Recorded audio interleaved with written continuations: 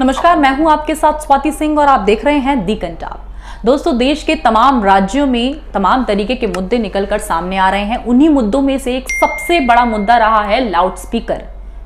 Loudspeaker को लेकर तमाम तरीके के विवाद भी हाल ही में देखे जा सकते हैं, जहां पर दो समुदायों के बीच किस तरीके से बहस छिड़ गई।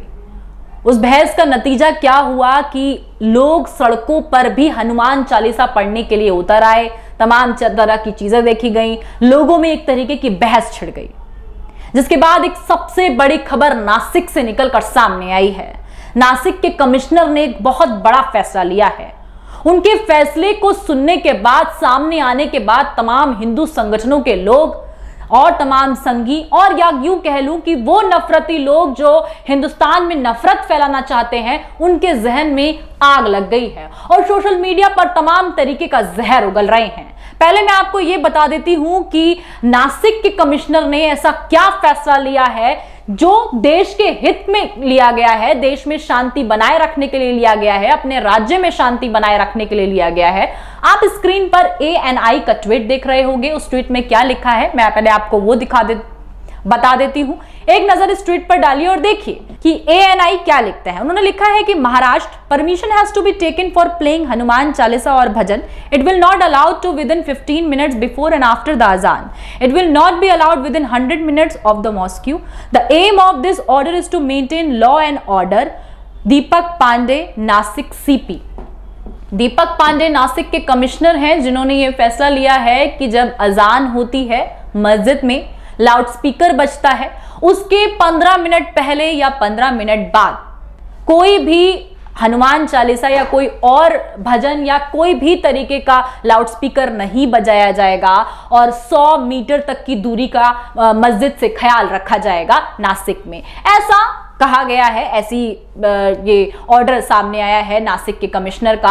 और ये एक तरीके का फैसला इसलिए भी लिया गया है ताकि उनके राज्य में शांति बनी रहे। ये वो चीज समझ सकते हैं, ये जो ऑर्डर आया है सामने, ये वो लोग समझ पा रहे होंगे जिन्हें साफ तौर पर ये पता है कि देश में शांति बनी रहे या राज्य में शांति बनी रहे। लेकिन जो लोग जहन में नफरत पाले बैठे हैं, उनके लिए बहुत बड़ा ऑर्डर माना जा सकता है, जो सिर्फ इस तौर पर उठ रहा है और सोशल मीडिया पर ऐसा जहर उगला जा रहा है कि मुसलमानों की आबादी कम है तो वो हम पर भारी पड़ रहे हैं, हिंदुओं की आबादी ज्यादा है तो हमें इतनी रोक टोक क्यों दी जा रही है। तो इस तरीके के तमाम तरीके के सवाल जो हैं वो सोशल मीडिया पर खड़े हो रहे हैं।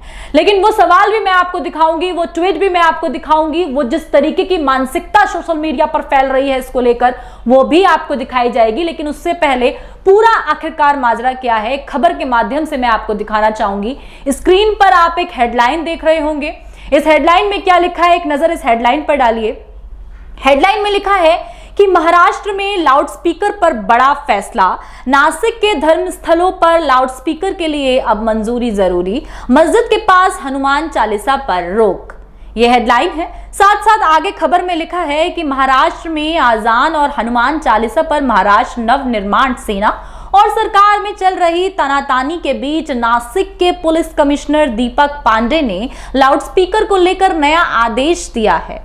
नए सर्कुलर के मुताबिक जिले में सभी धार्मिक स्थलों पर अपने यहां लाउडस्पीकर लगाने के लिए अलग से परमिशन लेनी होगी। इसी के साथ उन्होंने मस्जिद के 100 मीटर के दायरे में मानसी कार्यकर्ताओं द्वारा लाउडस्पीकर बजाने पर पाबंदी लगा दी है। ऐसा ही आदेश गृह विभाग जल्द ही पूरे राज्य में जारी करने वाला है। और आगे भी ये खबर आप देख सकते हैं कि लिखा है स्क्रीन पर कि सोमवार को गृह मंत्री दिलीप वालसे पटियाला ने कहा कि अगले 1 से 2 दिन के अंदर गृह विभाग धार्मिक स्थलों पर लगने वाले लाउडस्पीकर को लेकर सर्कुलर जारी करेगा। आज पाटिल और CM उद्धव ठाकरे के बीच एक मीटिंग भी होने जा रही है और महाराष्ट्र नव निर्माण सेना प्रमुख राज ठाकरे द्वारा 3 मई तक मस्जिदों से लाउडस्पीकर हटाने के लिए अल्टीमेटम दिया है। और दीपक पांडे ने धार्मिक स्थलों को लाउडस्पीकर के संबंध में 3 मई तक परमिशन लेने को कहा है। अनुमति के बाद मान्य डेसिबल में ही स्वीकार किया जा सकेगा। तो इस तरीके की खबर सोशल मीडिया पर आ रही है और इस तरीके की खबर छप रही है जो कि साफ तौर पर बता रही है कि किस तरीके से अब लाउडस्पीकर को लेकर नासिक में थोड़ी सख्ती बढ़ती जा रही है ताकि वहां पर किसी भी तरीके के उत्पात ना मचाया जा सके। जो कि पहल किस तरीके से निकलकर सामने आई, उसका नतीजा क्या होता है ये तो आगे चल के पता लगने वाला है, लेकिन अभी ये खबर निकलकर सामने आई है कि लाउडस्पीकर जब मस्जिद में बजेगा तो आसपास और कोई चीजें नहीं, और कोई स्पीकर या हनुमान चालीसा या भजन नहीं बजाया जाएगा और इसके लिए अगर ऐसा होता है तो सख्त एक्शन भी लिए जाएंगे। वो भी स्क्रीन पर आप खबर देख सकते हैं कि सख्त एक्शन क्या लिए जाएंगे।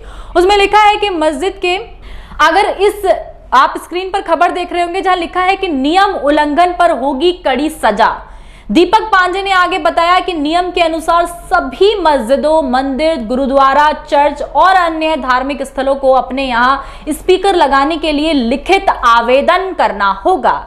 इस आदेश का उल्लंघन करने वालों के खिलाफ कड़ी कार्रवाई की जाएगी। इसमें 4 महीने से 1 साल की सजा का भी प्रावधान है। नासिक कमिश्नर ने बताया कि हम सुप्रीम कोर्ट के आदेश के अनुसार ही सभी को अनुमति देंगे।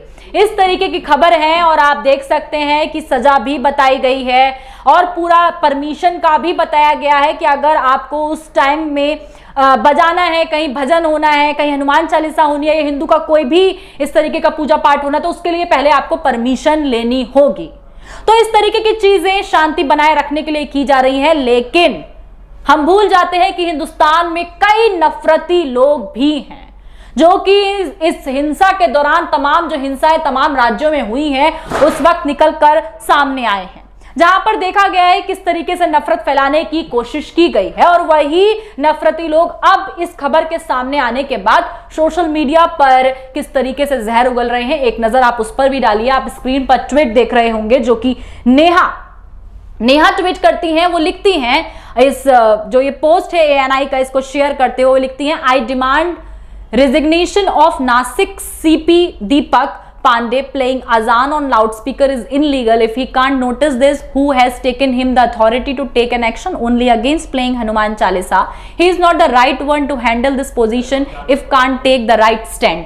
वो तमाम तरीके के सवाल इन पर खड़ी कर रही हैं, एक तरीके का इस्तीफा कह रही हैं कि इनको इस्तीफा देने की जरूरत है और इस तरीके से बोलने की कोशिश कर रही हैं, बता रही हैं। आप स्क्रीन पर ट्वीट इनका देख ही रहे होंगे कि ये होते कौन है इस तरीके के नियम कानून लागू करने वाले। तो इस तरीके से नेहा का ट्वीट आपने देखा और नेहा जैसे तमाम लोग हैं जो कि सोशल मीडिया पर ट्वीटों की बौछार कर रहे हैं। विनोद बंसल हैं जो कि लिखते हैं कि नासिक में जब मुसलमान मात्र 11.35% हैं तब तो हनुमान चालीसा व भजन प्रतिबंधित हो गए, जब हिंदू और घटेगा तो क्या होगा सोचिए। ये ट्वीट करते हैं विनोद जो कि तमाम तरीके की ऐसी मानसिकता पेश करते हैं। यही ऐसे लोग होते हैं जो हिंसा को बढ़ावा देते हैं, जो कंपेयर करते हैं आबादी को, उसके बाद देखते हैं कि हम पे कौन भारी पड़ रहा है और हम किस पे भारी पड़ रहे हैं। तो इस तरीके की नफरत फैलाने की ये लोग कोशिश कर रहे हैं। इनका ट्वीट ही रीट्वीट करते हुए नागेश शुक्ला लिखते हैं कि नासिक पुलिस कमिश्नर ने अपना खात्मा करवा लिया है सरकार के सामने अच्छा दिखने के लिए।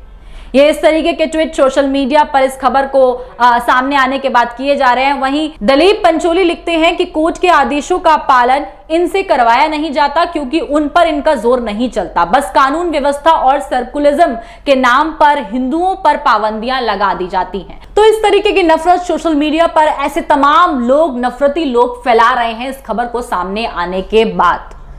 आपने ये देखा ही, लेकिन साफ तौर पर मैं आपको बता दूं कि एक खबर और हाईलाइट हुई थी जहां पर राज ठाकरे जो हैं, स्क्रीन पर आप एक खबर देख रहे होंगे, स्क्रीन पर ये आपको दिख रहा होगी, राज ठाकरे की मांग मस्जिदों में बंद हो लाउडस्पीकर वरना हम भी तेज आवाज में बजाएंगे हनुमान चालीसा। ये मुद्दा बहुत ज्यादा उठा था राज ठाकरे का, जहां उन्होंने बोला था कि 3 मई के बाद हम मुसलमानों को दिखा देंगे। इस तरीके की बातें निकलकर सामने आ रही थी, लेकिन अब जिस तरीके से नासिक में ये फैसला लिया गया लाउडस्पीकर को लेकर, तो एक तरीके की इसको लेकर राजनीति अब तेज होने वाली है।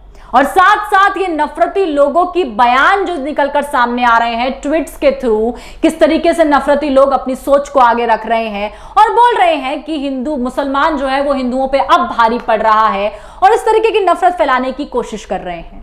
तो इस पूरे खबर को देखने के बाद, समझने के बाद और ये जो परमिशन वाला और मस्जिदों वाला जो ये मुद्दा निकलकर सामने आया है, जहां पर नासिक के कमिश्नर ने ये फैसला लिया है, इस फैसले के बाद आप क्या सोचते हैं, आपकी क्या राय है, आपके जहन में इस वक्त क्या आ रहा है? जो फैसला लिया गया है ये किस लिए लिया गया है? क्या मुसलमानों की ताकत दिखाने के लिए लिया गया है?